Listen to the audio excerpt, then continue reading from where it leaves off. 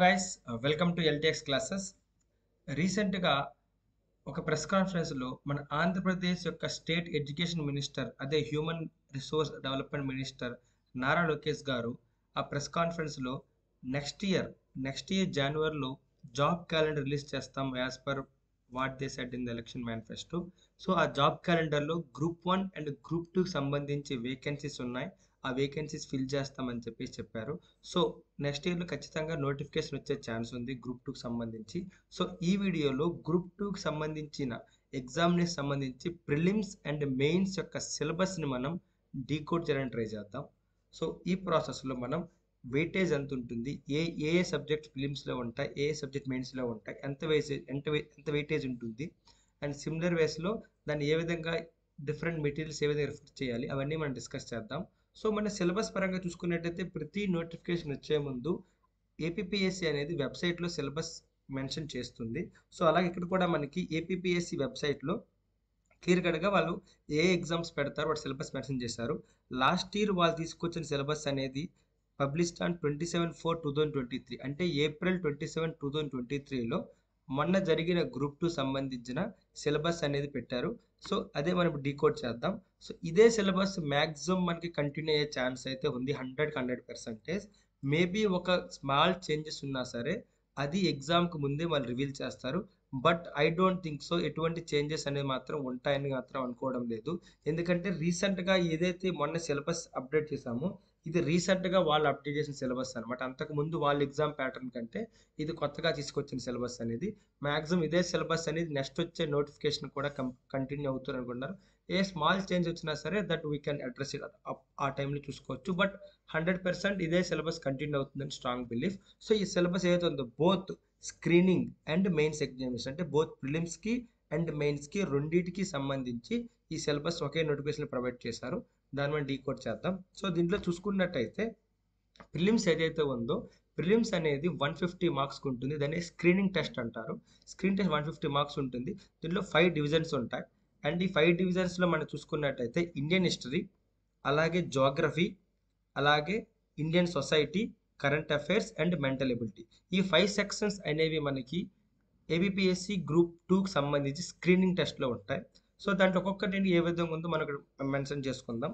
So చూసుకున్నట్టయితే మనం చెప్పిన ప్రకారం గ్రూప్ 2కి సంబంధించి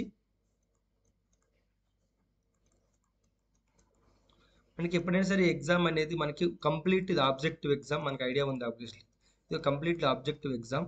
అంటే బోత్ ప్రిలిమ్స్ అండ్ మెయిన్స్ అనేది కంప్లీట్లీ ఆబ్జెక్టివ్ ఓరియంటెడ్లో ఎంసీక్యూ మల్టిపుల్ చాయిస్ క్వశ్చన్స్ మాత్రమే ప్రొవైడ్ చేస్తారు. వేరేస్ గ్రూప్ 1 సంబంధించి అయితే మాత్రం కంప్లీట్లీ మనకి స్క్రీనింగ్ టెస్ట్ ఏదైతే ప్రిలిమ్స్ ఉందో అది ఆబ్జెక్టివ్ ఉంటుంది అండ్ మెయిన్స్ అనేది డిస్క్రిప్టివ్ ఉంటుంది. అది అందరికీ తెలుసు.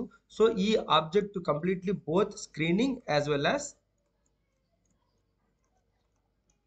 మెయిన్స్ బోత్ అనేది ఆబ్జెక్టివ్ ఓరియంటెడ్ ఉంటుంది.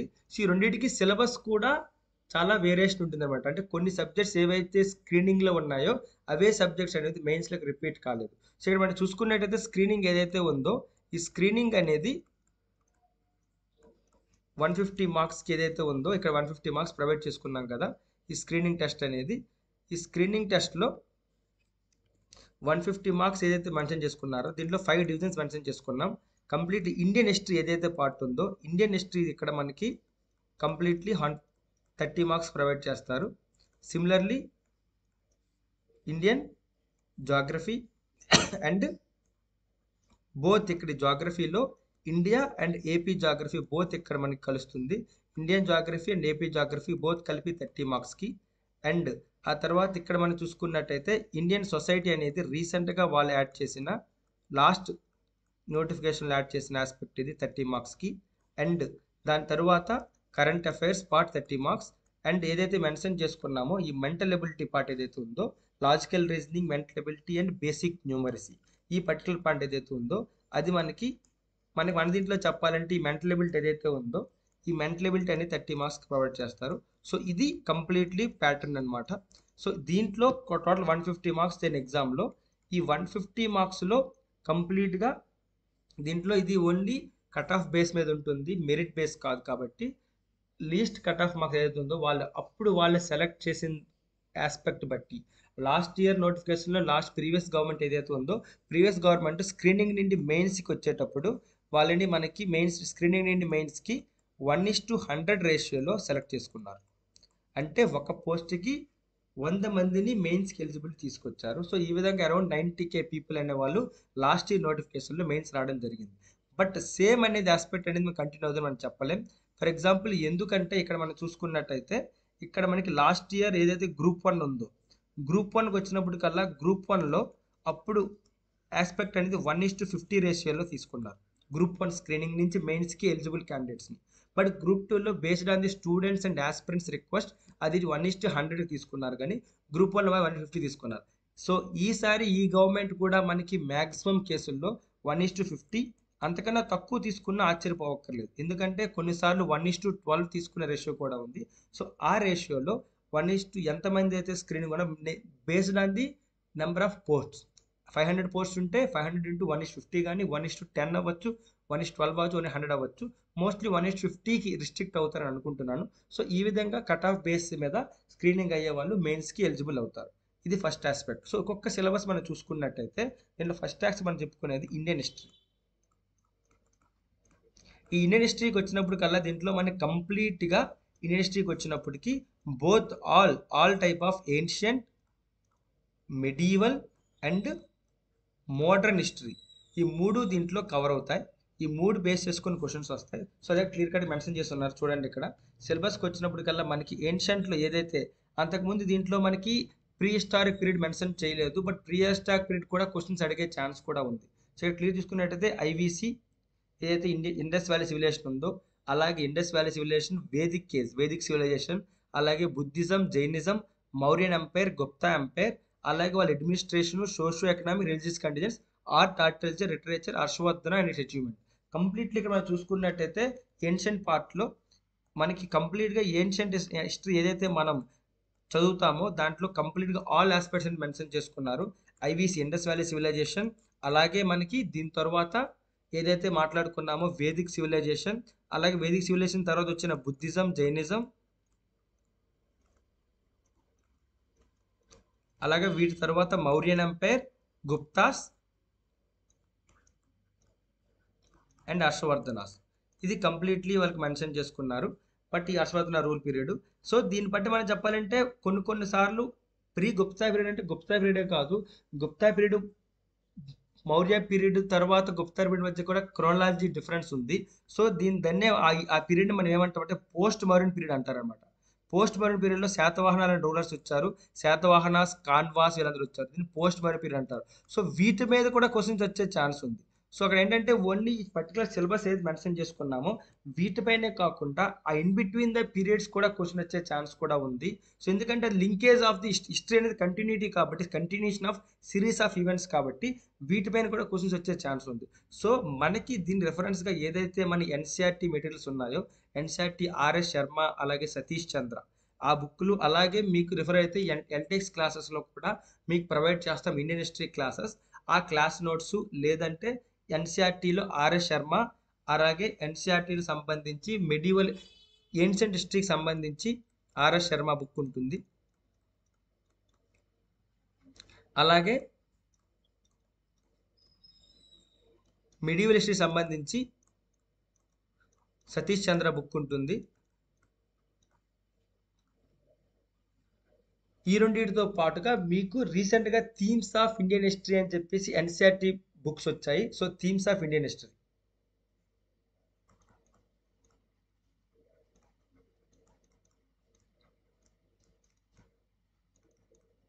సో ఈ మూడు మెటీరియల్స్ మనం గ్యాదర్ చేసుకుంటే మనకి ఆల్మోస్ట్ అనేది హిస్టరీ పార్ట్ అనేది మనం ఏన్షియంట్ అండ్ మెడివల్ పార్ట్ అనేది మనం కవర్ చేయొచ్చు అనమాట. సో ఈ మూడు బేస్ చేసుకొని మనకి ఏదైనా సరే ఎన్సీఆర్టీ అనేది మనకి చాలా మనం and what type of questions history అనేది హౌ టఫ్ అనేది ఇస్తున్నారో మనం డిస్కస్ చేసుకోవాలి. నేను ఇండియన్ హిస్టరీ కంప్లీట్ ఏదైతే ఉందో వాళ్ళు ఏ రేంజ్ వరకు క్వశ్చన్స్ అనేది మనకి ఇస్తున్నారు, అంటే టఫ్నెస్ అనేది ఎంతవరకు ఉంది అది మనం అనలైజ్ చేద్దాం ఈ వీడియోలో కూడాను. సో టఫ్నెస్ పార్ట్కి వచ్చినప్పుడు అయితే మాత్రం మీరు ఏదైనా సరే ఒక ఎగ్జామ్ సంబంధించి ఎంత tough question, what type of questions అడుగుతున్నారు, ఎంత టఫ్ అడుగుతున్నారు అనేది వాళ్ళ యొక్క ప్రీవియస్ ఇయర్ ప్యాటర్న్స్ బట్టి కూడా మనకు అర్థమవుతుంది. సో అప్పుడు ఇండియన్ హిస్టరీకి సంబంధించి చూసుకున్నట్టయితే ఏపీపీ సంబంధించి అంతకుముందు గ్రూప్ 1 మెయిన్స్ 2 జరిగాయి. గ్రూప్ 1 మెయిన్స్ ఏదైతే ఉందో గ్రూప్ 1 అదో ఎగ్జామ్ అయింది. ఆ గ్రూప్ 1లో కూడా స్క్రీనింగ్ అయింది కదా ప్రిలిమ్స్ 2023లో. ఆ క్వశ్చన్ చూసుకున్నట్టయితే completely single statement objective questions వచ్చాయి.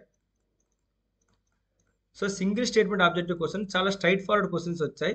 సో అదే విధంగా దట్టు దీంట్లో మనకి స్ట్రైట్ ఫార్వర్డ్ క్వశ్చన్స్ రావచ్చు. ఫర్ ఎగ్జాంపుల్ ఏదైనా ఒక ప్లేస్ ఇచ్చి ఈ ప్లేస్లో ఐవీసీలో ఏ ప్లేస్ సంబంధించి పర్టికులర్ ఆబ్జెక్టివ్ క్వశ్చన్ దొరికింది, అలాంటి క్వశ్చన్ కూడా మనకి రావచ్చు. సో దాంతో పాటుగా స్ట్రైట్ ఫార్వర్డ్ క్వశ్చన్స్ వచ్చాయన్నమాట. సో అవి కూడా మనం మెన్షన్ చేసుకోవచ్చు. అండ్ వాటితో పాటు ఇక్కడ చూసుకున్నట్టయితే మీకు అనాలిసిస్ చేసి చూపిస్తాను, చూద్దాం ఒకసారి.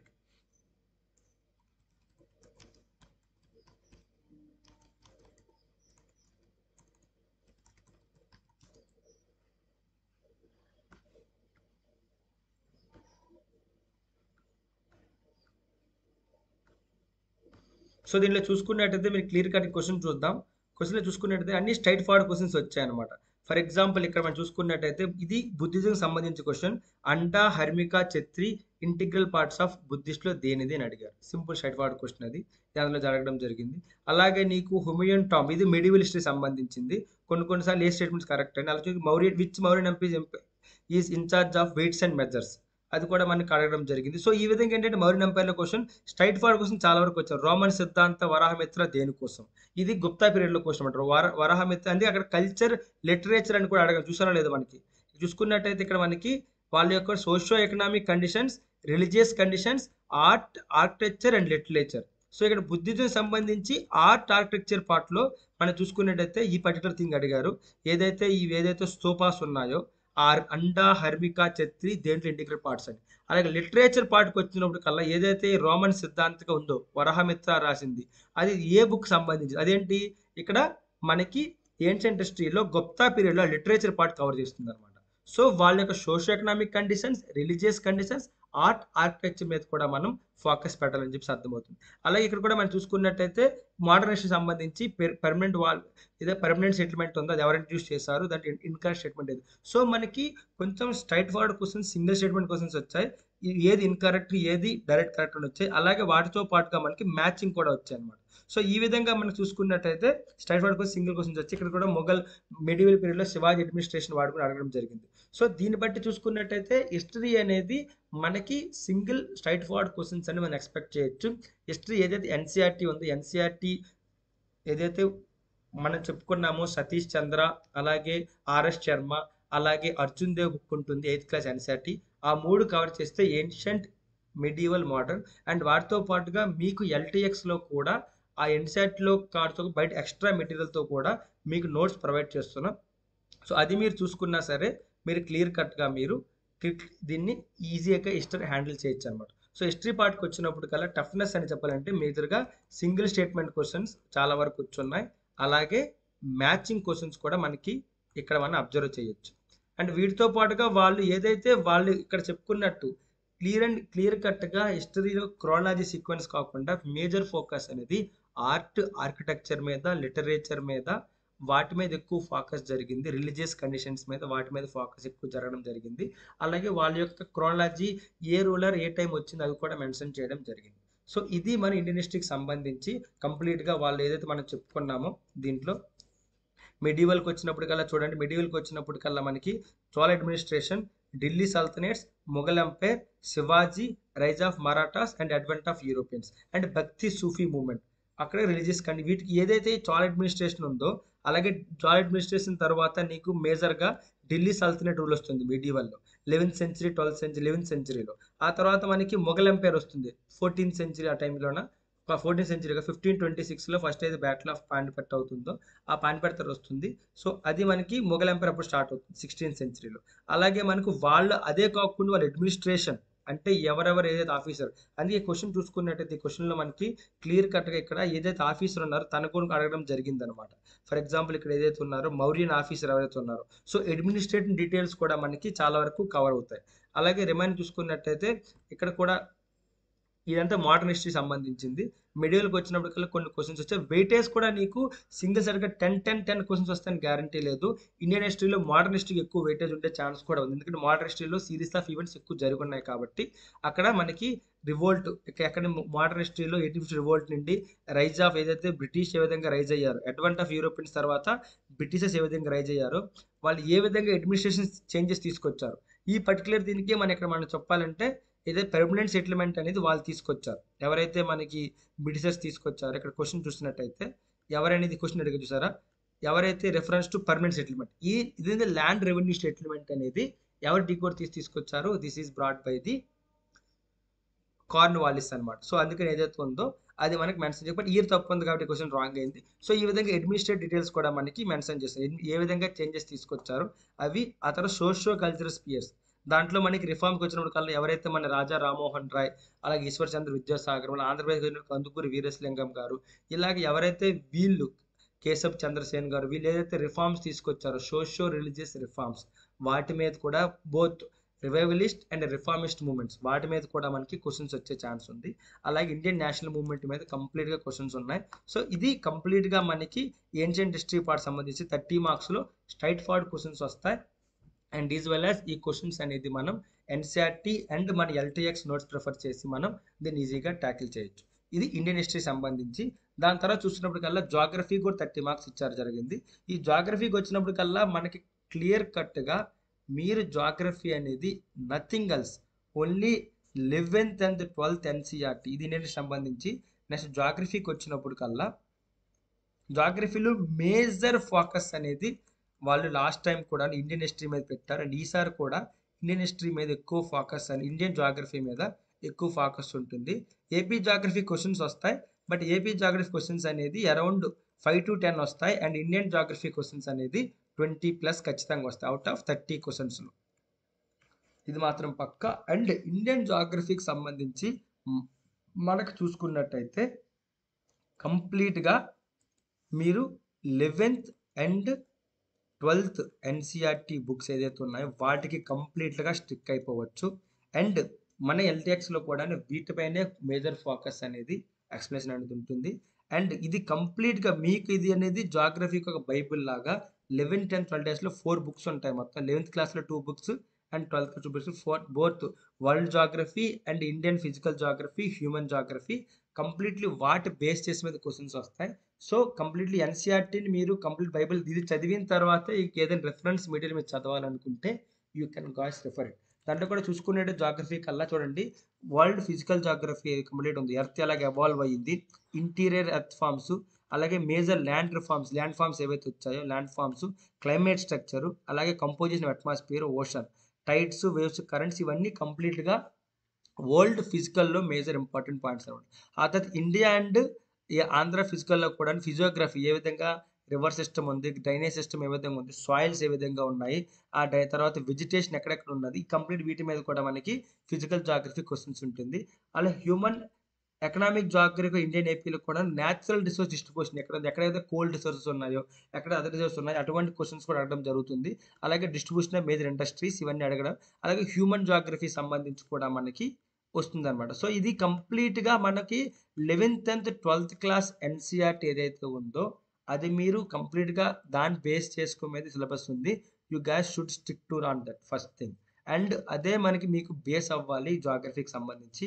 ఇప్పుడు క్వశ్చన్స్ కూడా చూసుకున్నట్టయితే దాంట్లో కూడా మీకు క్లియర్ కట్గా మీకు క్వశ్చన్స్లో ఇచ్చారు. దీన్ని డౌన్లోడ్ చేయాలి.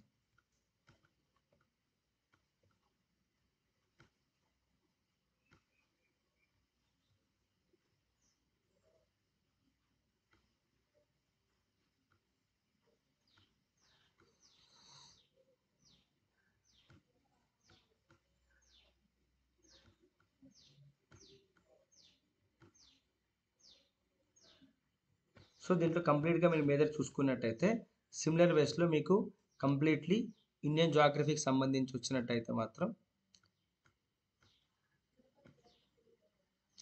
జాగ్రఫీ ఏదైతే ఉన్నాయో జాగ్రఫీ క్వశ్చన్స్ కంప్లీట్ అడగడం జరిగింది. దీంట్లో మనకి వాట్ కైండ్ ఆఫ్ క్వశ్చన్స్ ఎక్కడ ఉన్నదో, focal point of earth quacks ఇది కూడా నీకు structure of that interior structures వచ్చిన తర్వాత మనకి ఎర్త్క్వేక్స్ ఏ విధంగా ఫామ్ అవుతాయి, ప్లేట్ టెక్టానిక్స్ తర్వాత మనం చెప్పుకుంటాం, అదంతా ఇక్కడ అడగడం జరిగింది. అలాగే నీకు granite is rock me resource ఏవైతే ఉన్నాయో వాటిని మనకి స్టార్టింగ్ రాక్ స్ట్రక్చర్ చెప్పుకుంటాం, ఇనిషియల్గా ఏ విధంగా ఎర్త్ ఎవాల్యూషన్ అయిందో దాంట్లో పార్ట్ వస్తుంది, అది కూడా ఇక్కడ అడగడం జరిగింది. సో కంప్లీట్గా ఇక్కడ డెల్టా స్క్వర్క్ ఇవన్నీ ఏంటంటే ల్యాండ్ ఫార్మ్స్ అనమాట, ఒక జియోబార్విక్ ఈవెంట్ ద్వారా ఫామ్ అయ్యి ఇక్కడ చెప్పుకున్నాం చూసారా, ఈ పర్టికులర్ హాస్పిటల్ ఏదైతే చెప్పుకున్నాం మన సిలబస్లో మనం చెప్పుకున్నామో అది అడగడం జరిగింది మనకి.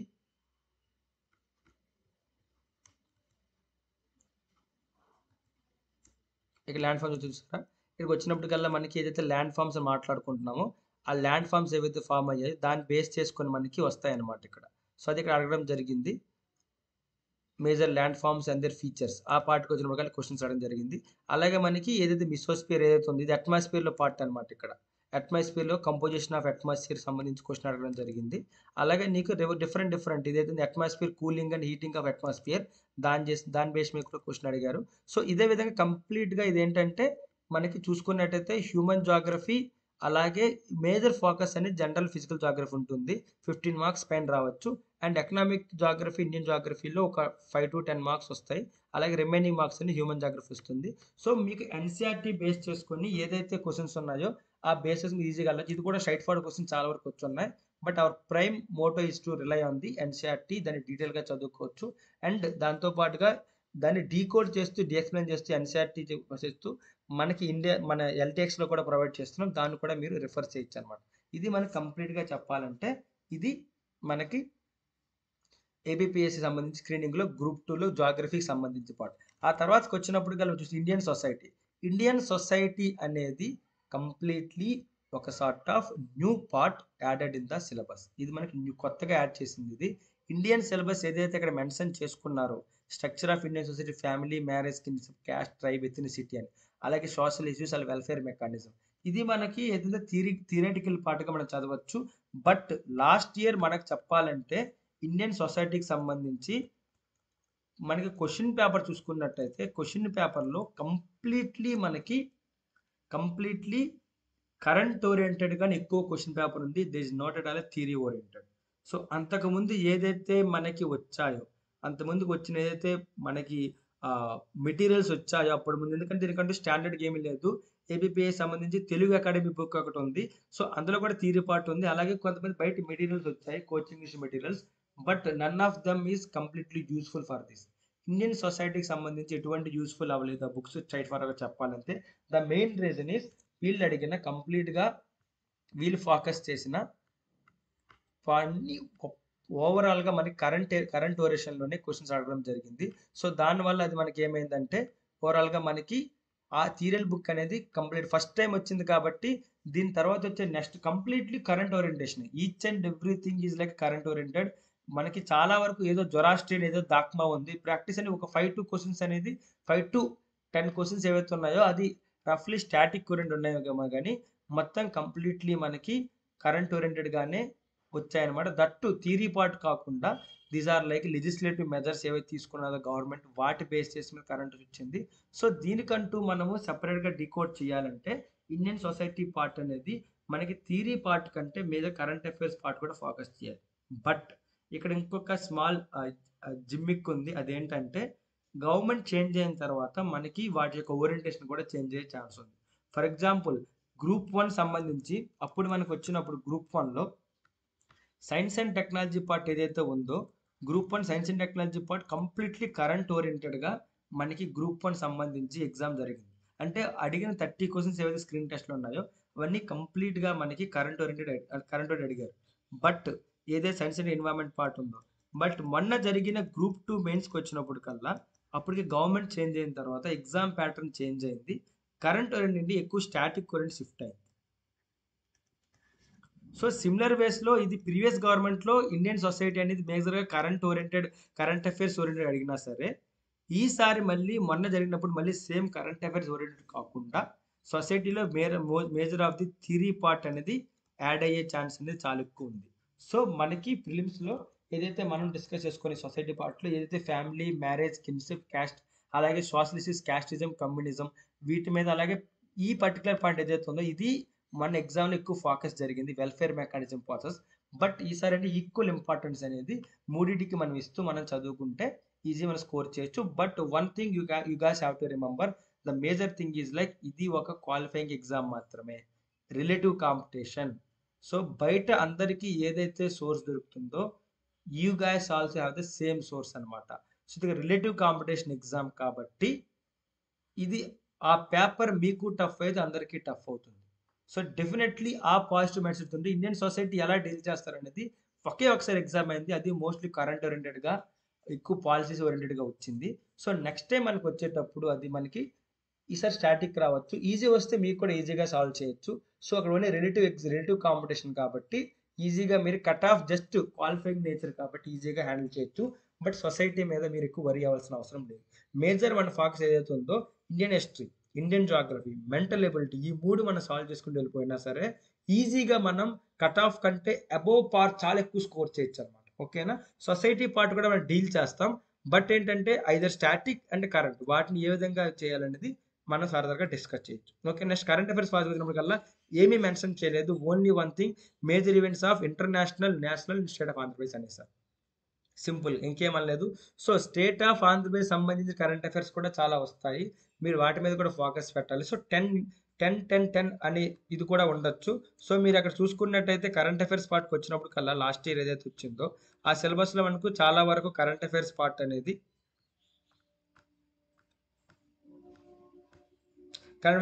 కంప్లీట్ కరెంట్ అఫైర్స్ ఓరియంట్ వచ్చాయి. చాలా టఫ్ క్వశ్చన్స్ వచ్చాయి. ఎందుకు టఫ్ అంటానంటే ఏదైతే ఇండియన్ హిస్టరీ, ఇండియన్ జాగ్రఫీ ఉందో అక్కడ స్ట్రైట్ ఫార్వర్డ్ క్వశ్చన్స్ వచ్చాయి, అంటే సింగిల్ స్టేట్మెంట్ క్వశ్చన్స్ అడిగారు. బట్ కరెంట్ అఫైర్స్ పార్ట్కి వచ్చినప్పుడు కల్లా మోస్ట్లీ ఆప్షన్స్ ఇచ్చి చాలా ఎక్కువ కన్ఫ్యూజన్ ఆడేది. 1 2 1 2 3 ఆప్షన్స్ రావడం వల్ల చాలా వరకు మనకి కొన్ని క్వశ్చన్స్ అనేది మరీలో ఫ్రీ ఉన్నాయి. ఇలాంటి క్వశ్చన్స్ సింగిల్ స్టేట్మెంట్కి వచ్చాయి అండ్ ఈజీ క్వశ్చన్స్ అవి. సో మీరు కరెంట్ అఫైర్స్ ఆ టైంలో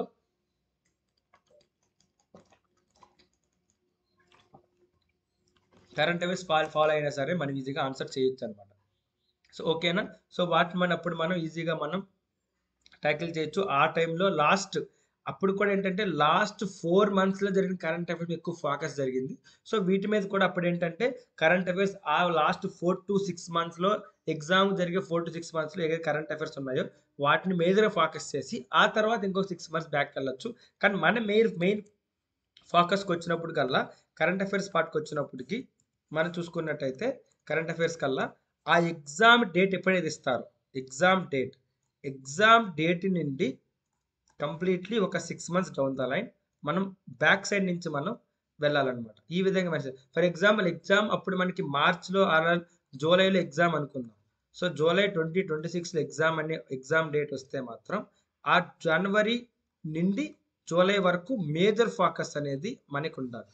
అండ్ దాంట్లో కూడా మేజర్గా జూలై కాబట్టి ఏప్రిల్, మే, జూన్ కూడా ఎక్కువ ఫోకస్ ఉంది.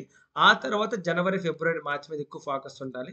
So June, May and April ఈ down the line reverse side మీరు తీసుకురావాలి. ఎప్పుడు కరెంట్ అఫైర్స్ స్టార్ట్ చేసిన కదా ప్రీవియస్ ఇయర్ ఇప్పుడు 1 year ముందు చదవడం అనేది చాలా చాలా తప్పు పద్ధతి. సో ఇక్కడ ఏంటంటే జూలై ఎగ్జామ్ అయినట్టయితే మాత్రం June, May and April, me, June 20 ఇది మేజర్ ఫోకస్ మీకు జరిగి ఆ తర్వాత నెక్స్ట్ మనకి మళ్ళీ జనవరి, ఫిబ్రవరి, మార్చ్ వీటి మీద వన్స్ మీరు ఇది కంప్లీట్ చేస్తున్నారు కాన్ఫిడెంట్ అని అనిపిస్తే ఆ తరువాత మీరు కరెంట్ అఫైర్స్ అనేది next down the line 1 month అనమాట, అంటే December 2025 ఈ విధంగా వెళ్ళొచ్చు. సో 6 months కరెంట్ అఫైర్స్ అనేది more than enough for this exam prelims సంబంధించి. అండ్ దాంట్లో కూడా లాస్ట్ 3 months ఏదో అది ఇంకా ఫస్ట్ ఫోకస్ పెట్టి ఆ తర్వాత అనేది ఆ నెక్స్ట్ 3 months పెట్టాలన్నమాట. ఇది కరెంట్ అఫైర్స్ మనం డీల్ చేయాల్సిన పద్ధతి. ఇది ఎగ్జామ్ ఎప్పుడు జరుగుతుందో ఆ తర్వాత అప్పుడు ఎగ్జామ్ నోటిఫికేషన్ డేట్ బట్టి మనకి డిసైడ్ అవుతుంది. అండ్ నెక్స్ట్ ఆస్పెక్ట్కి వచ్చినప్పుడు మెంటల్ ఎబిలిటీ, ఈ మెంటల్ ఎబిలిటీ పార్ట్ అనేది కొంచెం టఫ్ సైడ్ వచ్చింది ఎగ్జామ్ మనకి, ఎందుకంటే ఎక్కువ టైం టేకింగ్ క్వశ్చన్స్ అడగడం జరిగింది. బట్ ఇదంటే మనం థియరిక్గా కూర్చొని సాల్వ్ చేస్తే ఆన్సర్ ఉంటుంది, విత్ ప్రాక్టీస్ ఈజీగా ఆన్సర్ చేయగలం. సో లాస్ట్ ఇయర్ 1:100 తీశారు, బట్ 1:50 తీసినా సరే కొంచెం మీరు ఈజీగా చేయగలిగితే కొన్ని ఫోకస్ సెల్స్ ఏవవుతున్నాయో వాటిని ఫోకస్ పెట్టి ఈజీగా చేయగలిగితే మీరు ఆన్సర్ చేయొచ్చు అనమాట. ఫర్ ఎగ్జాంపుల్ దాంట్లో చూసుకున్నట్టయితే కొన్ని పార్ట్స్ మీరు చూసినట్టయితే ఈజీగా మనకి సంథింగ్ ఇది రీజనింగ్ మెంటల్ ఎబిలిటీ వాడు ఎక్కువ ఫోకస్ జరిగింది. Each and every time taking మాత్రమే, ఇక కంప్లీట్లీ చూసుకొని ఎక్కువ పెద్ద లెంత్ వర్డ్స్ ఇచ్చి ఆ వర్డ్స్ బేస్ చేసుకొని మనకి టైమింగ్ ఎక్కువ పట్టింది ఎగ్జామ్ మాత్రమే. సో, అందుకని మీరు మిగిలిన 3 సెక్స్ ఏవైతే ఉన్నాయో Indian history straight forward easy questions వస్తాయి. ఇండియన్ జియోగ్రఫీ ఈజీ క్వెషన్స్ వస్తాయి. సో, వాటిని మీరు ఏదైతే ఉన్నారో తక్కువ టైంలో సాల్వ్ చేయగలిగితే, ఆ తర్వాత దీని మీద కంప్లీట్‌గా మన 2 ½ అవర్స్ ఎగ్జామ్ అనేది 2 ½ అవర్స్‌లో అన్ని పేపర్స్‌కి equal amount of time spend చేయాల్సిన అవసరం కూడా లేదు. ఎందుకంటే హిస్టరీ బాగా చదువుకుంటే హిస్టరీ అనేది మీరు 30 బిట్స్ అనేది మీరు 10 మినిట్స్‌లో పెట్టేయొచ్చు. Same with the case of history, geography also. అలాగే నీకు సొసైటీలో కూడా ఈజీ క్వెషన్ పెట్టొచ్చు. సో, కరెంట్ అఫైర్స్ కూడా. సో, వాటిని ఏమవుతుందో వాటికి మీరు first 1 and half an hour to 45 మినిట్స్‌లో మీరు ఆ 3 సెక్షన్స్ మీరు చేయగలిగితే 1 అవర్ అనేది మెంటల్ ఎబిలిటీ మీద ఫోకస్ చేస్తే ఈజీగా మీరు ఆన్సర్ చేయగలరు. సో, దీనికంటే ప్రాక్టీస్ విత్ ప్రాక్టీసే వస్తుంది. ఈజీ క్వెషన్స్ ఉన్నాయి. మీరేం దీంట్లో టెన్షన్ పడాల్సిన అవసరం లేదు. బట్ టైమ్ టేకింగ్ అనమాట. సో, లెంగ్తీ క్వెషన్స్ అవ్వడం వల్ల ఎక్కువ టైం తీసుకోవడం వల్ల వితిన్ టైమ్‌లో కష్టపడతారు. సో, మిగిలిన పేపర్స్ ఏవైతే ఉన్నాయో, మిగిలిన యాస్పెక్ట్స్ సొసైటీ, అలాగే Indian history, Indian Geography, current వాటి మీద నువ్వు ఈజీగా సాల్వ్ చేయగలిగితే, అప్పుడు దీని మీద ఇంకా ఎక్స్‌ట్రా ఒక half an hour time spend చేయగలిగి క్వెషన్ సాల్వ్ చేయొచ్చు. ఇది మన కంప్లీట్‌గా reasoning part and aptitude part అనేది కవర్ చేసుకుంటే ఈజీగా సాల్వ్ చేయొచ్చనమాట. ఈ విధంగా ప్రిలిమ్స్ పార్ట్ ఉంది. లాస్ట్ ఇయర్ కట్ ఆఫ్ అనేది 150కి 18 ఎంతో మార్క్స్ అని చెప్పి ఉంది. బట్ ఈసారి ఒకవేళ 150 తీసినా సరే ఎగ్జామ్ ప్యాటర్న్ బట్టి డిసైడ్ అవుతుంది కట్ ఆఫ్ ఎలాగుంటుందని. బట్ మీరు రిలేటివ్ కాంపిటీషన్ కాబట్టి ప్రాపర్ వేలో ఆల్ యాస్పెక్ట్స్‌కి మేజర్‌గా ఏది ఈజీ సబ్జెక్ట్స్ ఉన్నాయో దానికి కంప్లీట్ ఫుల్ ఫోకస్ ఇస్తే మాత్రం ఈజీగా మనం సాల్వ్ చేయొచ్చనమాట. This is all about screening test. ఓకేనా? దాని తర్వాత మెయిన్స్‌కి వెళ్దాం. మెయిన్స్‌కి వచ్చినప్పటికల్లా మనం చూసుకున్నట్టయితే మెయిన్స్‌లోకి వచ్చినప్పటికల్లా 4 మేజర్ యాస్పెక్ట్స్ ఉంటాయి మెయిన్స్‌లో. ఇంతవరకు ప్రిలిమ్స్ మనం చెప్పుకున్నాం కదా! సో, ప్రిలిమ్స్‌లో ఏదైతే ఫోకస్ ఉన్నాయో అదన్నీ మనం కవర్ చేసుకున్నాం. కంప్లీట్ ఏదైతే 5 యాక్సెప్ట్స్ ఉన్నాయి. 5 యాక్సెప్ట్స్ డీటెయిల్‌గా డిస్కస్ చేసుకున్నాం. దానికి ఏదైతే చదవాలి ఏవన్నీ కంప్లీట్ చెప్పుకున్నాం. దీని తర్వాతకొచ్చినప్పటికల్లా మెయిన్స్‌కొచ్చినప్పటికల్లా మెయిన్స్‌లో మనకి కంప్లీట్‌గా 4 మెయిన్ సబ్జెక్ట్స్ ఉంటాయి. అంతకు మించి ఎక్స్‌ట్రా ఉండవు మనకి. ఆ 4 యాస్పెక్ట్‌లో సబ్ డివిజన్స్ ఉంటాయి. దాంట్లో 4లో ఫస్ట్ వచ్చిందల్లా ఏపీ హిస్టరీ. ఎందుకంటే ఇండియన్ హిస్టరీ అనేది కంప్లీట్‌గా మనకి అక్కడ ప్రిలిమ్స్‌లో స్క్రీనింగ్ టెస్ట్‌లో కవర్ అయిపోయింది. మెయిన్స్ అనేది 300 మార్క్స్‌కి. 300 మార్క్స్‌లో 4 సబ్ పార్ట్స్ ఉంటాయి. AP history 75 marks. అలాగే Indian polity and AP polity cover అవుతుంది. మేజర్‌గా ఇండియన్ పాలిటీ చెప్పాలంటే ఇది కంప్లీట్‌గా ఏపీ కూడా యాడ్ చేసుకున్న 75 మార్క్స్. అలాగే Indian economy and AP economy ఇది సంబంధించి మనకి 75 మార్క్స్. అలాగే science and technology and environment ఈ ఆస్పెక్ట్ ఏదైతే ఉంది ఈ 2 కలిపి 75 మార్క్స్. టోటల్‌గా మనకి 300 మార్క్స్‌కి ఎగ్జామ్ అనేది ఉంటుంది. ఇది merit base exam. Highest level ఎవరు స్కోర్ చేస్తారో దాన్ని బేస్ పెట్టి మనకి సెలక్షన్ ఉంటుంది. ఇది మెయిన్‌కి సంబంధించి. దీంట్లో ఒక్కొక్క ఆస్పెక్ట్ మనం కవర్ చేసుకున్నట్లయితే ఎందులో తీసుకున్నట్టయితే ఏపీ హిస్టరీలో క్లియర్ కట్‌గా డివిజన్ క్లియర్ కట్‌గా మెన్షన్ చేసున్నారు. కంప్లీట్‌గా సిలబస్ అనేది క్లియర్ మెన్షన్ చేసుంది. మనకి ఇది కంప్లీట్‌గా మీరు చెప్పాలంటే ఈ ఏదైతే కంప్లీట్ సిలబస్ అనేది ఫ్రమ్ ప్రీ హిస్టరీ నుండి కంప్లీట్‌గా ఇండియా టిల్ ఇండిపెండెన్స్ ఈ పర్టిక్యులర్ ఆస్పెక్ట్‌లో మనకి కంప్లీట్‌గా ఆంధ్రప్రదేశ్‌లో జరిగిన ఈవెంట్స్ అన్నీ ఖచ్చితంగా ఫోకస్ చేసి అడగడం జరిగింది. దీంట్లో మనం చూసుకున్నట్టయితే ప్రీ హిస్టరీలో స్టార్టింగ్ ఏదైతే ఉందో పేలియోలిథిక్ ఏజ్, మిసోలిథిక్ ఏజ్ అప్పుడు రాతి యుగంలో జరిగిన పనిముట్లు అలాగే వాటిపైన కూడా క్వశ్చన్స్ అడిగారు. అలాగే ఈచ్ అండ్ ఎవ్రీ ఆస్పెక్ట్ ప్రతి శాతవాహనాస్, ఇక్ష్వాకుస్ ఎందుకంటే 75 మార్క్స్‌కి క్వశ్చన్ కాబట్టి ఆల్ ఆస్పెక్ట్స్ అనేది మనం కవర్ చేయొచ్చు. అండ్ దీంట్లో మీకు చెప్పాలంటే స్ట్రెయిట్ ఫార్వర్డ్ క్వశ్చన్స్ కూడా కొన్ని వచ్చున్నాయి. అలాగే కొన్ని వేరేగా వచ్చాయి. కానీ కంప్లీట్‌గా మనకి ఏపీ హిస్టరీకి సంబంధించి ప్రాపర్‌గా from ancient till independence complete freedom struggle each and everything was detailly asked. ఎందుకంటే ప్రతి దానికి 5 ఆస్పెక్ట్స్ కవర్ అయినా సరే మనకి మేజర్‌గా ఇక్కడ చూసుకున్నట్టయితే events leading to formation of Andhra Pradesh Vishalandhra state recognition commission important socio cultural events between 1956 to 2014 ఈ ఆస్పెక్ట్ ఏదైతే ఉందో ఇది మనకి ఒక అవుట్ ఆఫ్ 75 మార్క్స్‌లో 15 marks each and every question అలా వెయిటేజ్ లాగా ఉండదు. మనకి మేజర్‌గా ఏమవుతుందంటే ఈ 3 మేజర్‌గా ఈ ఫస్ట్ 3 ఆస్పెక్ట్స్ మీద ఎక్కువ క్వెషన్స్ వస్తాయి. అవుట్ ఆఫ్ 75 మార్క్స్‌లో కూడాను ఈ మూడిట్లో మనకి 60 మార్క్స్ వచ్చినా ఆశ్చర్యపోవాల్సిన అవసరం లేదు. 50 ప్లస్ ఖచ్చితంగా వస్తాయి. కానీ జనరల్గా 15 కదా 45 మార్క్స్ వస్తాయని చెప్పడం అలా కాదు. మోర్ దాన్ 50 ఖచ్చితంగా వస్తాయి. రిమైనింగ్ 25 మార్క్స్లో 15 రావచ్చు, 20 రావచ్చు. ఇది ఈ యొక్క 2 పార్ట్స్ మీద ఫోకస్ ఎక్కువ ఉంటుంది. సో అందుకని ప్రీ హిస్టరీ నుండి శాతవాహనాస్ టైంలో వాళ్ళ కల్చర్ ఏ విధంగా ఉండేది, రూలర్స్ ఏ విధంగా ఉన్నారు, శాతవాహనాస్ అలాగే ఇక్ష్వాకుస్ పీరియడ్లో socio economic and religious conditions, అలాగే నీకు ఆర్ట్ అండ్ ఆర్కిటెక్చర్ ఏ విధంగా ఉండేది, అలాగే విష్ణుకుండిన్స్, అలాగే ఈస్టర్న్ చాళుక్యస్ ఆఫ్ వేంగి, అలాగే Andhra Cholas, society, religion, Telugu language and art and art culture. So కంప్లీట్గా వాళ్ళ టైంలో సామాజికంగా ఏ విధంగా అభివృద్ధి చెందారో అన్ని డైమెన్షన్ మీద మనకు క్వశ్చన్ అడగడం అనేది జరిగిందనమాట.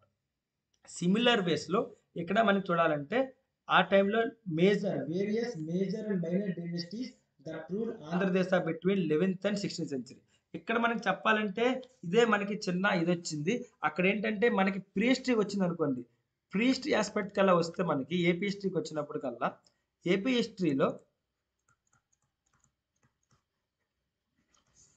ఏన్షియంట్ పార్ట్కి వచ్చినప్పుడు కల్లా ఫస్ట్ పార్ట్ అనేది ఏన్షియంట్ పార్ట్కి వచ్చినప్పుడు కల్లా క్లియర్ కట్గా అక్కడ మనకి ఎవరైతే రూలర్స్ ఉన్నారో ఆ కింగ్డమ్స్ ఉన్నారో అవన్నీ మెన్షన్ చేయలేదు.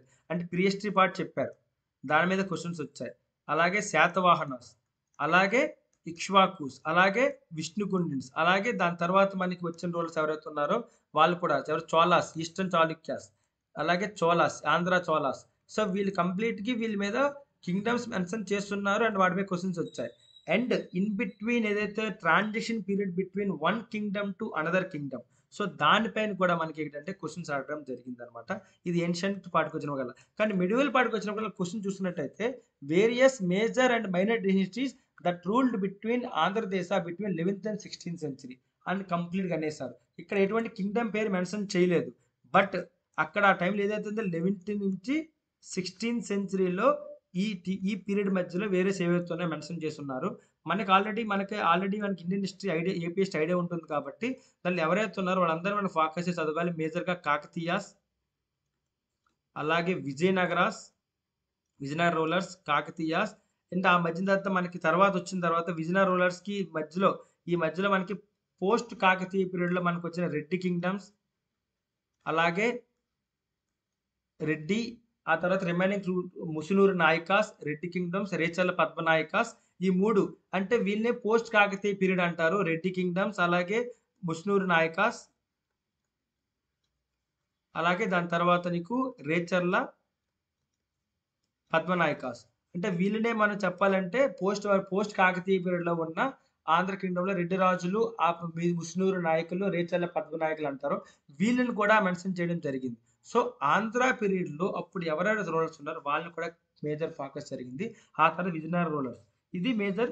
ఆ తర్వాత విజయనగర తర్వాత కూడా కంప్లీట్గా ఎవరైతే అడ్వెంట్ ఆఫ్ యూరోపియన్స్ జరుగుతారో అదంతా మీకు మోడర్న్లోకి వెళ్ళిపోతుంది. సో ఇక్కడ చూసుకున్నట్టయితే ఇది కాకతీయాస్, అలాగే రెడ్డి కింగ్డమ్స్, విజయనగర రూలర్స్, ఇది ఈ పర్టికులర్ ఆస్పెక్ట్ అనేది మనకు ఉంటుంది. అండ్ దీంతో పాటుగా ఈ టైంలో మనం చూసుకున్నట్టయితే ఇక్కడ మనకి తర్వాత socio religious economic conditions and growth of Telugu literature, art and architecture అది కూడా అడిగారు. సో అంటే వీళ్ళు ఎవరైతే ఉన్నారో ఈ యొక్క ప్రెజెంట్ ఎవరైతే ఈ యొక్క కింగ్డమ్స్ వేరే కింగ్డమ్స్ ఉన్నాయో ఆ కింగ్డమ్స్ మధ్యన మనకు వచ్చిన సోషియో రిలీజియస్ కల్చరల్ కండిషన్స్ అవన్నీ మనకి అడగడం జరిగింది. అంటే వీటితో పాటుగా ఈ 11th and 16th centuryలో మన ఆంధ్రాలో తెలుగు లిటరేచర్ ఏ విధంగా డెవలప్ అయిందో దాని మీద క్వశ్చన్స్ అడిగారు. ఫర్ ఎగ్జాంపుల్ అందుకని మనం చూసుకున్నట్టయితే ఎవరైతే మన నన్నయ్య, తిక్కన, ఎర్ర ప్రగడ అంటారు, ఏ విధంగా తెలుగు లాంగ్వేజ్ డెవలప్ అయింది. 575 ADలో ఫస్ట్ తెలుగు పదాలతో ఫస్ట్ రాతి శాస్త్రం దొరుకుతుంది, కల్లమల్లి శాస్త్రం అంటారు, ధనుంజయవర్మ. ఆ తర్వాత అలాగే మనకు తెలుగు లిటరేచర్ ఏ విధంగా డెవలప్ అయింది గ్రాడ్యువల్గా. అంటే శాతవాహన పీరియడ్ అప్పటి నుంచి తెలుగు ఉంటుంది. శాతవాహనలో గాథా సప్తశతిలో మనకి ఎవరైతే మన గాథా సప్తశతి హాలివుడ్ రాసిన గాథా సప్తశతిలో అద్దం, అత్త, పొట్ట అనే పదాలు కూడా ఉంటాయి. సో ఏ విధంగా from ancient period till now ఏ విధంగా తెలుగు లిటరేచర్, మన తెలుగు లాంగ్వేజ్ ఏ విధంగా డెవలప్ అయ్యింది అనే దాని మీద కూడా క్వశ్చన్స్ వస్తాయన్నమాట. ఓకేనా, అది కూడా one of the very important aspects. ఇది మిడివల్ సంబంధించి. అండ్ మోడర్న్ సంబంధించి కంప్లీట్గా ఫ్రీడమ్ స్ట్రగుల్ నుండి ఏ విధంగా అడ్వెంట్ ఆఫ్ యూరోపియన్స్ నుండి till independence what we have done it, అది కంప్లీట్గా ఇందులో క్వశ్చన్ వస్తుంది. సో ఇక్కడ మనకి మోడర్న్ పార్ట్కి వచ్చినప్పుడు కల్లా అడ్వెంట్ ఆఫ్ యూరోపియన్స్, అలాగే మన వాళ్ళ టైంలో బ్రిటిష్ టైంలో ఉన్న సోషో కల్చర్ అవేకనింగ్ ఏ విధంగా ఉంది, అలాగే మనకి ఈవి రామస్వామి నాయకర్, తన్నే ఫేమస్గా పెరియార్ అంటారు. అతను స్టార్ట్ చేసిన సెల్ఫ్రెస్ మూవ్మెంట్, అలాగే గ్రోత్ ఆఫ్ నేషనలిస్ట్ మూవ్మెంట్.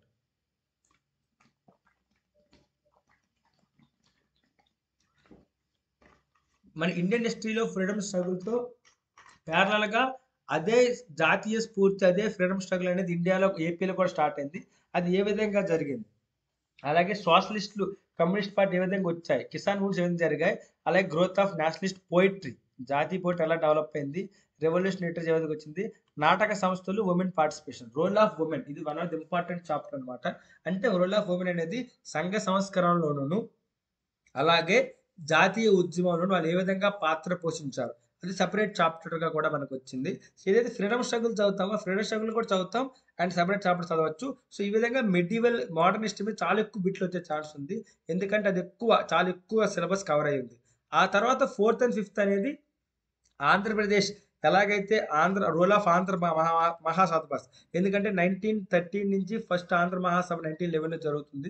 ఈ విధంగా ఆంధ్ర మహాసభ ఏదైతే జరిగాయో ఆ ఆంధ్ర మహాసభ రోల్ ప్లే చేసుకొని ఏ విధంగా ఆంధ్ర రాష్ట్రం ఫస్ట్ ఎలాగ అవతరించింది. మన ఆంధ్ర రాష్ట్రానికి మొదటి సీఎంగా మనకి టంగుటూరి ప్రకాశం పంతులు గారు ఉన్నారు. ఆంధ్ర రాష్ట్రం నుండి మళ్ళీ ఆంధ్రప్రదేశ్కి ఏ విధంగా అవతరించింది. సో అక్కడ చూసుకున్నట్టయితే 4 and 5th అనేది మనకి కంప్లీట్గా మనకి ఒక సెపరేట్ ఇదిగా ఉంటుంది.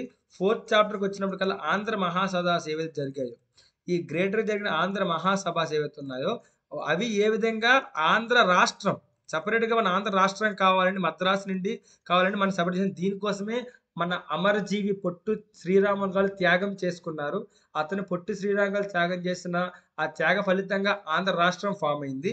ఈ ఆంధ్ర రాష్ట్రం ఫామ్ అయిన తర్వాత ఈ ఈవెంట్స్ అనేది మనం ఫస్ట్ థింగ్ ఏం మాట్లాడుకుంటామంటే 4th యూనిట్లో ఏ విధంగా ఆంధ్ర రాష్ట్ర ఫామ్ అయింది, దాని తర్వాత ఏ విధంగా అది ఆంధ్రప్రదేశ్గా అవతరించింది అని చెప్పేసి మనం చదువుకుంటాం. ఆ తర్వాత ఈ ఆంధ్రప్రదేశ్ నుండి 5th యూనిట్లో మళ్ళీ ఏ విధంగా బైఫర్కేషన్ జరిగింది, మళ్ళీ ఇది నవ్యాంధ్రప్రదేశ్ ఏదో ప్రజెంట్ ఆంధ్రప్రదేశ్ గాను మళ్ళీ తెలంగాణ ఏ విధంగా మారింది, ఈ ఈవెంట్స్ ఏ విధంగా చోటు చేసుకున్నాయి, ఇదంతా మనకి 4th and 5th కవర్ అవుతుంది.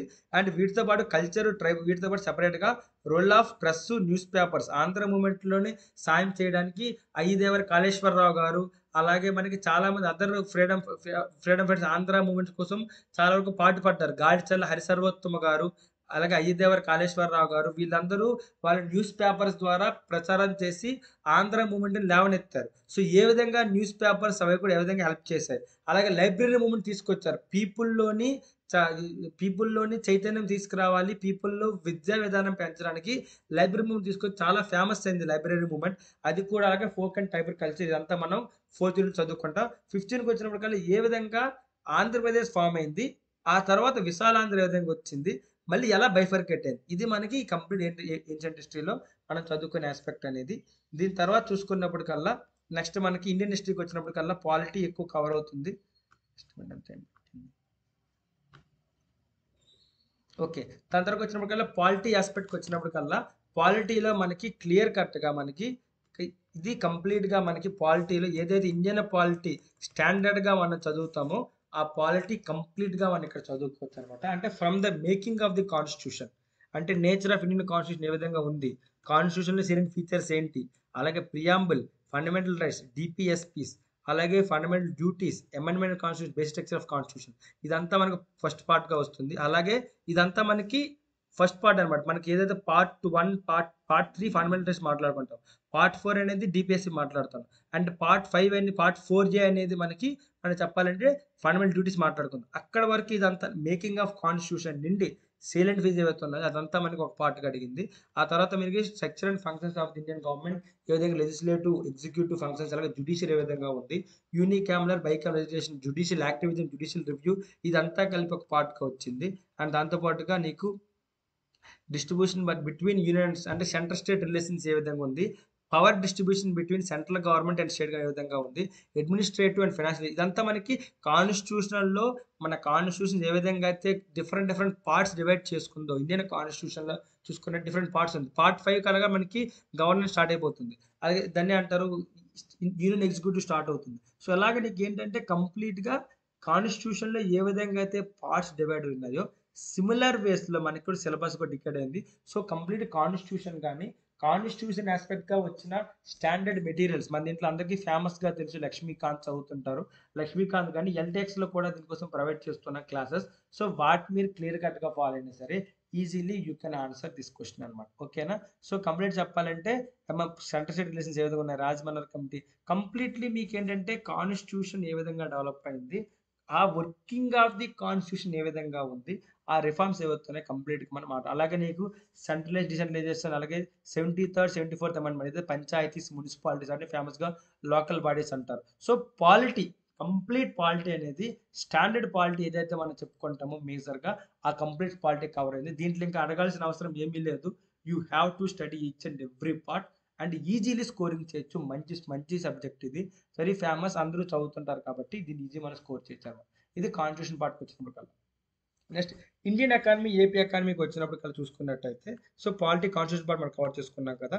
దీని తర్వాత ఇండియన్ ఎకానమీ ఏపీ ఎకానమీకి వచ్చినట్టయితే ఎకానమీ పార్ట్లోకి వచ్చినప్పుడు కల్లా Indian economy and AP economy రెండింటి మీద కూడా చాలా ఫోకస్ ఉంటుంది.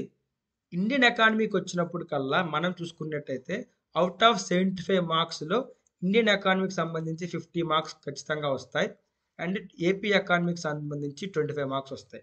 సో ఇది వెయిటేజ్ అనమాట. Out of 75 మార్క్స్లో 50 marks Indian economy వస్తుంది, ఏపీ ఎకానమీ 25 మార్క్స్ వస్తాయి అనమాట. ఇది మనకి జరిగింది. దీంట్లో కూడా మనం చూసుకున్నట్టయితే ఇండియన్ ఎకానమీకి వచ్చినప్పుడు కల్లా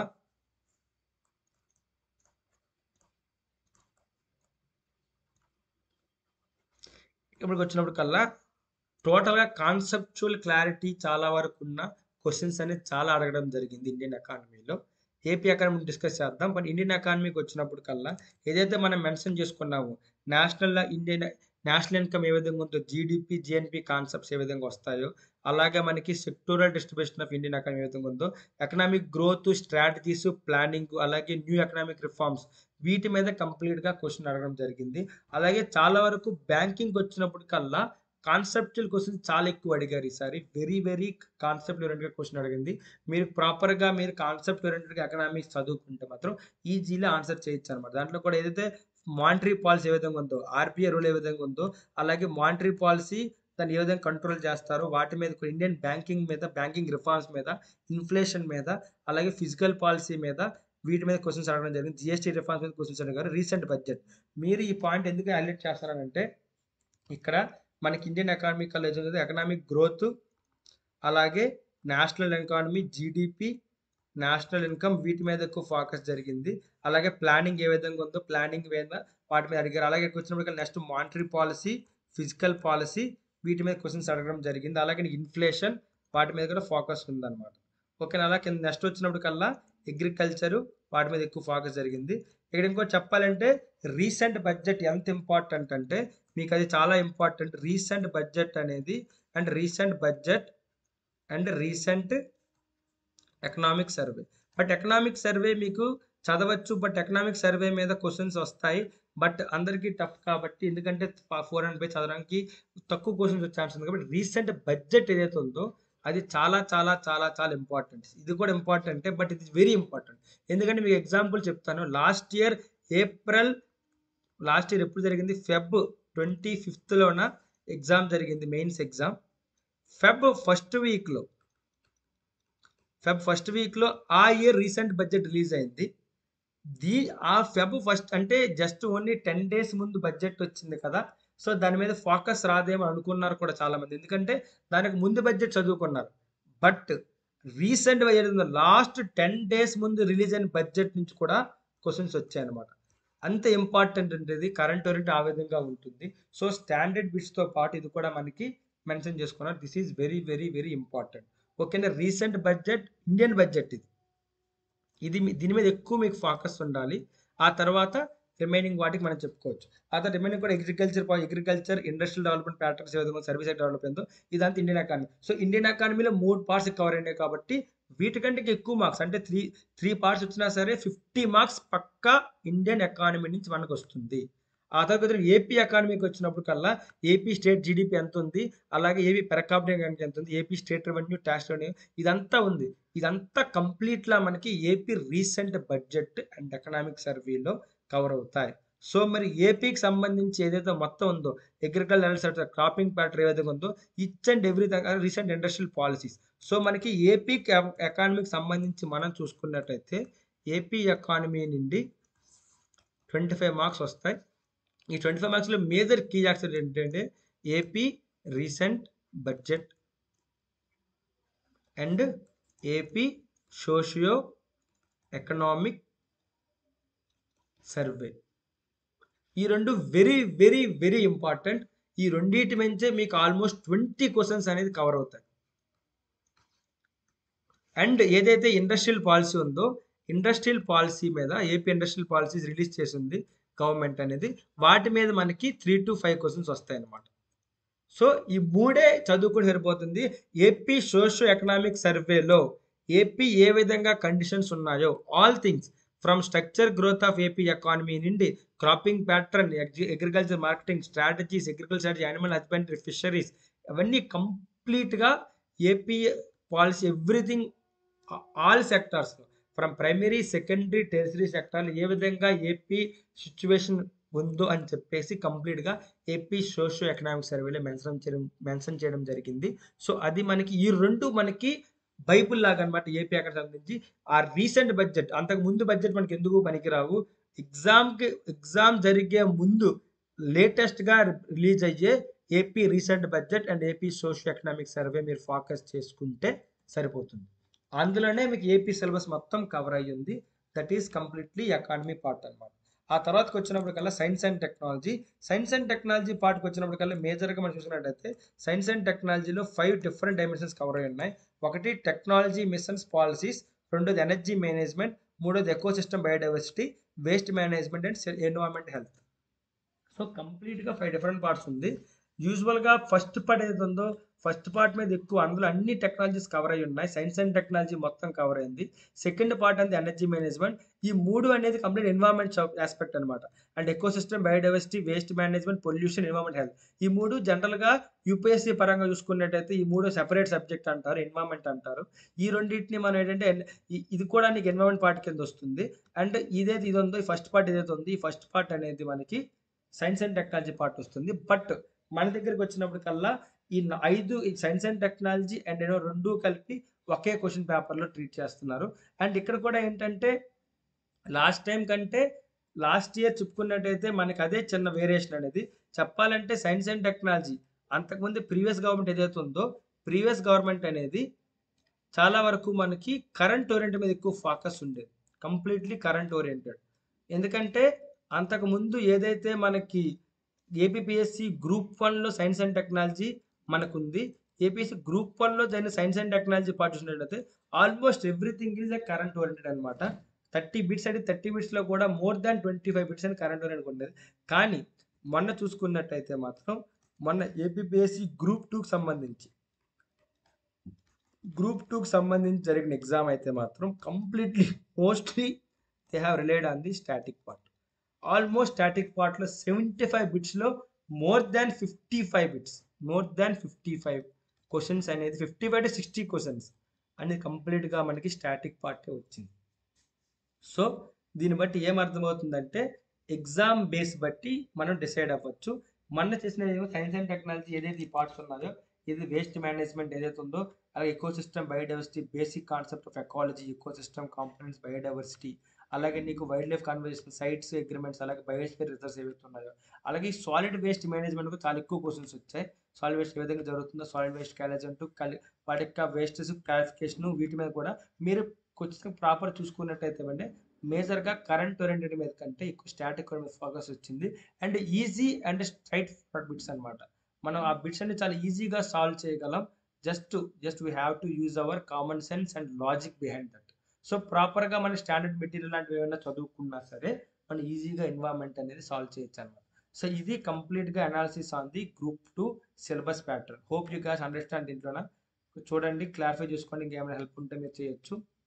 మేజర్గా మనం చూసుకున్నట్టయితే ప్రిలిమ్స్ పార్ట్ అనేది క్వాలిఫైయింగ్ నేచర్ కాబట్టి దాంట్లో మీరు సబ్జెక్ట్ అనాలిసిస్ చేసుకుని అంటే ఏ సబ్జెక్ట్కి ఎంత ఇంపార్టెన్స్ ఇవ్వచ్చు, ఆ సబ్జెక్ట్ ఎలాగుందో ఆ అనాలిసిస్ చేసుకొని కూడా మీరు సాల్వ్ చేసుకోవచ్చు. కొంతమంది లాస్ట్ టైం సొసైటీ పార్ట్ని కొంత నెగ్లెక్ట్ చేసేసారు. బట్ స్టిల్ వాళ్ళు there able to crack the prelims, ఎందుకంటే qualifying nature and cut off చాలా తక్కువ ఉంది. బట్ కట్ ఆఫ్ పెరిగినా సరే మీరు ఏదైతే ఈజీగా స్కోరింగ్ ఉంటాయో లో హ్యాంగింగ్ ఫ్రూట్స్ అంటారు. సో ప్రిలిమ్స్కి వచ్చినప్పటికల్లా లో హ్యాంగింగ్ ఫ్రూట్స్ అనేది history, Indian geography and mental ability very very low hanging fruit, అంటే మన చేతిలో ఉందన్నమాట. ఆ కరెంట్ అఫైర్స్ ఓరియంటెడ్గా మారుతుంది కాబట్టి కరెంట్ అఫైర్స్ అండ్ సొసైటీ అనేది కొంచెం మన కాంట్రాడిక్టరీ చెప్పొచ్చు. బట్ ఈసారి సొసైటీ కూడా ఈజీగా అవ్వచ్చని వస్తుంది.